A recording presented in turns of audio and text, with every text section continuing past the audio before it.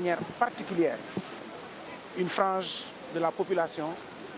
que nous avons observée pendant cette période, c'est-à-dire la presse. Nous avons vu pendant cette période, une semaine, c'était les premiers sur le champ de bataille, c'est-à-dire les premiers sur le terrain et sur le site. Et le soir, à 1h, 2h du matin, je les laissais encore sur le terrain et sur le site. Ça m'avait foncièrement touché parce que je savais qu'au-delà de la prise des informations, il fallait le traitement.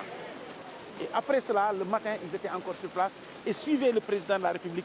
au pas de charge toute la journée. Et ça, je m'étais dit, il nous fallait au moins que nous les remercions pour cela. Parce qu'ils ont fait un excellent travail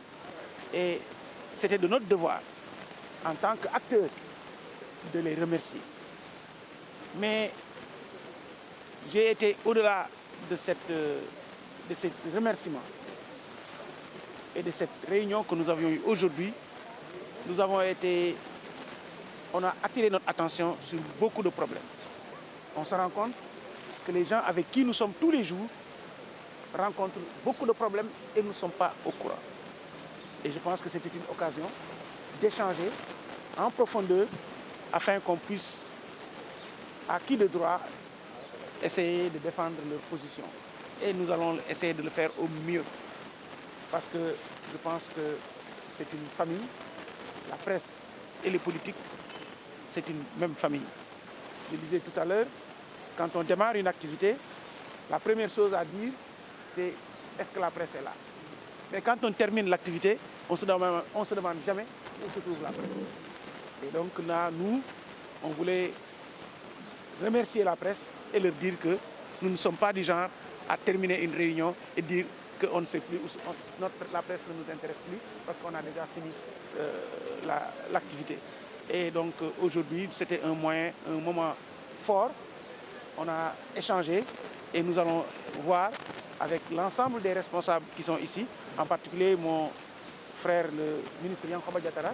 qui est en voyage. Et je suis sûr que s'il était là, il serait à mes côtés. Nous allons essayer de voir de quelle manière nous pouvons vous accompagner afin que ces problèmes auxquels vous êtes confrontés tous les jours, on puisse les surmonter au mieux. Merci. Si voilà, tey dama am mbégte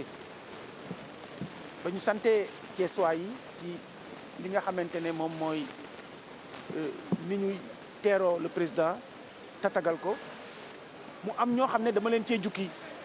ci seen taxawaay ndax damaa gis ci biir toogaay bi ci fan yi ñu fi nekk yëpp saa yu may ñëw suñuy ñibbi muy jàpp 1h jàpp 2h du matin dama leen di gis ñu taxaw su may xëy 8h30 9h ma fekk leen ñu taxawaat te président fu muy dem ñu topp ko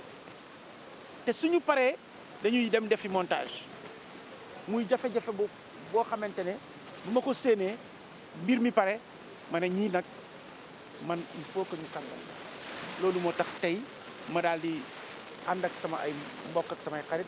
pour ñëw sargal leen waaye ba ma ñëwee toog li may wax rek ne xef jege na bët waaye du ko gis dama xam ne que kon am na problème yu bare yoo xamante ñoom ñu ngi koy jànkuwanteel te xel nanguwul ñu nekk ak ñoom ba ñuy door ba ñuy dal ba tey jii yàlla yóbbuñu ba ñu egg ci yenn niveau yi ba pare tamit ñoom ñu am ci problème yooyu te ñun tam duñ ci jéem a def suñu kéem kàttan pour def ko saafara loolu moo tax tey li olof di wax l'arrêt maanaam sànni benn lasper jam ñaari picc di yoon jam nañu ñaari picc benn bi mooy sargal nañ leen beneen bi dégg nañ leen déglu leen te dinañ seet nan la ñuy def pour saafara li nga xamante ne mooy problème yi nga xam ne ñoom ngeen di jànkuwanteel. yow gëm nga ne presse Thiès amul ñeewul beneen. non waxuma sax presse Thiès ñeewul beneen bi wax ma ñee man ci sama xalaatu bopp presse Thiès moo jiitu presse yëpp ci Sénégal déglu leen ku ci nekk man damay déglu rajo parce que sama homme politique la donc dama war a déglu presse mais saa yooyu dégloo presse ngay dégg correspondant Thiès yi kenn du leen man suñu waxul bés bu pare correspondant Thiès yi téye woon seen loxo information au niveau national dinañ am problème kon waxuma ne sax ñeewuñu kenn waaye nit ñi sax dañ leen war a ñee pour seen taxawaay loolu moo tax tam may ñaan dinaa ci waxtaan ak sama ay ñooñ muy ñi nga xam ne ñoo nekkandoo fii ñu seet nan lañ def pour gën leen accompagner ci coopérative d'habitat parce que xel nanguwul tam ngeen nekk fi di ci liggéey tey ñu war a am yu ñu séddale war ngeen cee bokk ci tamit accompagnement ci ay formation 3FPT mi ngi fi incha allah soxna Sophie Diallo di doomu Thiès dëkk fi dinaa waxtaan ak moom mu seet nan lañ leen di jàppale di wax tamit sunu grand frère monsieur le président Idrissa Seck dinañ ko gën a jege moom itam parce que xam naa ne ku bëgg presse la ku ci am xalaat di leen accompagner moom tamit dinañ ko tàllal sunu loxo pour que moom tamit mu accompagner presse bi xam naa ne am na yu mu ci door sax te incha allah ci diir bu gàtt sax ni présidente dina leen ko wax am na yu mu joxagu yu mu démarré gum waaye comme li ñu wax paaka kenn du ko jiitu ci mbaram présidente bi dina leen ko wax waaye tamit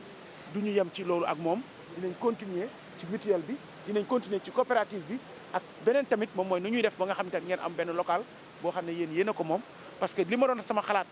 parce que fii mu ne nii peut-être dañuy wut local dans le sens que da ngeen di wut local pour ay location wala fu ñu leen abal mais man ci sama xalaatu bopp dañ leen war a jox terrain boo xam ne yéen a ko moom ñu seet ak différents personnalités yi fi nekk yëpp te chaque jour ñu soxla presse bi ñooñu ñëpp ku teg def seen loxo ñu tabax ko ngeen tabax ko ni ngeen ko bëggee en attendant nag ñu wutal leen foo ngeen di nekk mais sama bëgg-bëgg ak li nga xamante ne moom mooy li ma yaakaar moom mooy dinañ waxtaan ak ñi fi nekk que ce soit le gouverneur wala que ce soit domaine wala ñeneen ñu seet nan lañ leen di wutalee benn espace boo xam ne yéen a ko moom pour que ngeen mën ko tabax suñ ko tabaxee ba pare tam yéen itam ngeen mën fa nekk dootu kenn du leen fa xatal ndax boobu ne yéen a ko moom loolu laa leen doon ñaanal di ñaan incha allah yàlla na ko yàlla defal li nga xam ne moom la ñu bëgg yëpp yàlla sottil ko ci jàmm.